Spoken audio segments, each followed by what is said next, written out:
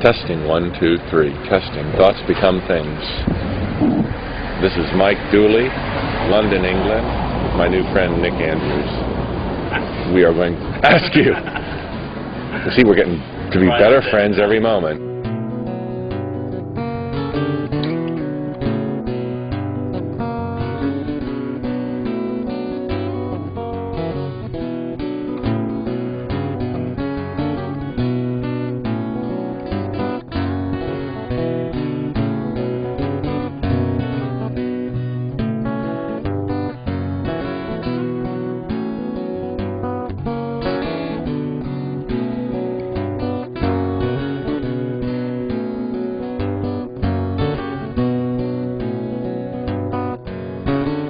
Our thoughts become the things and events of our lives without exception. It is the end-all and be-all of living the life of your dreams.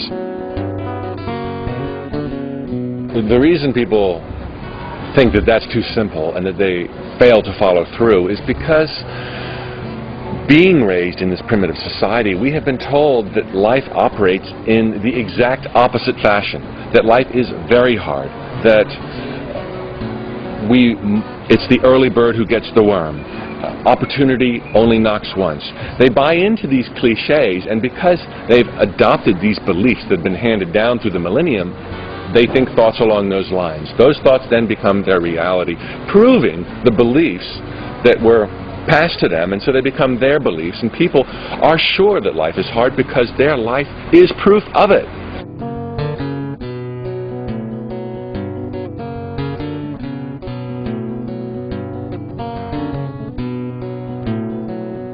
Or they'll say, you can't have the answers to life because people have been here for millions of years, and if you had the answer, then that means it's attainable, and if it was attainable, somebody else would have had it. Well, the fact is, the kind of message I have is the same kind of message that countless other teachers and speakers have had for as old as history goes back, including J.C. and Buddha and Plato, Socrates. All of these people said the same kind of thing, that we create our own reality through the thoughts we think.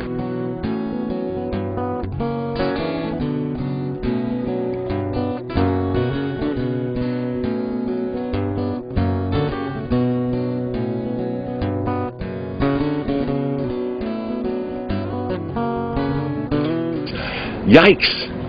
It's me and my thoughts. And if I'm thinking negative, limited, fearful thoughts, this does not bode well for my future happiness.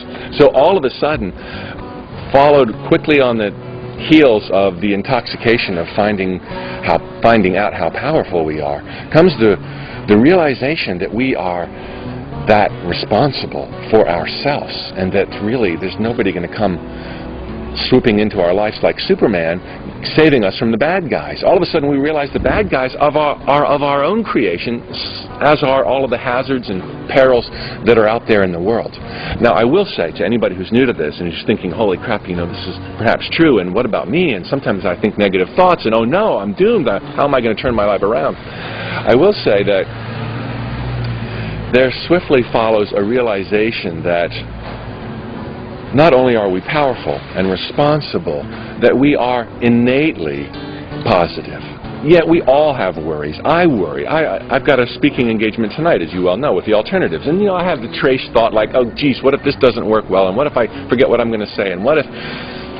And I hate when that happens, and I'm aware that those things will lead to that kind of a reality, but overall, I'm immensely positive, I'm immensely optimistic, and so is everybody, or they wouldn't be walking the face of the earth. So for the person who worries about this or about that, it's like, look, you're going to also realize as you tune into who you really are and the kind of thoughts you really think, that you are thinking more thoughts about success than failure. You're thinking more thoughts about happiness than failure, health than disease, abundance than poverty.